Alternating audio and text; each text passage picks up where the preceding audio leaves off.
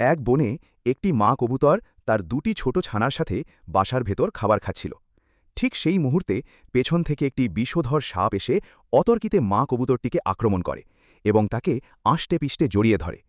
কবুতরটি অনেক ধস্তাধস্তি করলেও সাপের শক্তিশালী বাঁধন থেকে নিজেকে মুক্ত করতে পারেনি। সাপটি কবুতরটিকে তার গর্তের দিকে নিয়ে যাওয়ার সময় পথে এক শিকারীর দেখা পায়। সে কবুতরটিকে ওই শিকারীর হাতে তুলে দেয় এবং বিনিময়ে তার কাছ থেকে এক ব্যাগ ভর্তি ব্যাঙ আদায় করে নেয়। ব্যাঙগুলো খেয়ে সাপের লোভ আরও বেড়ে যায়। সে চিন্তা করে, একটি কবুতরের বদলে যদি এতগুলো ব্যাঙ পাওয়া যায় তবে কবুতরের বাকি ছানা দুটিকে শিকারীর হাতে দিতে পারলে আরও অনেক খাবার পাওয়া যাবে। এই অসৎ উদ্দেশ্যে সাপটি আবার সেই পাখির বাসার দিকে রওনা হয়।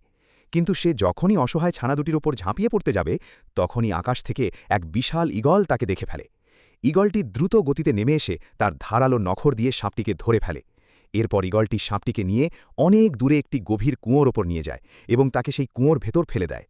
কুঁয়োর দেওয়ালগুলো ছিল অনেক মসৃণ, যার ফলে সাপটির সেখান থেকে বেঁচে ফেরার আর কোনো উপায় ছিল না।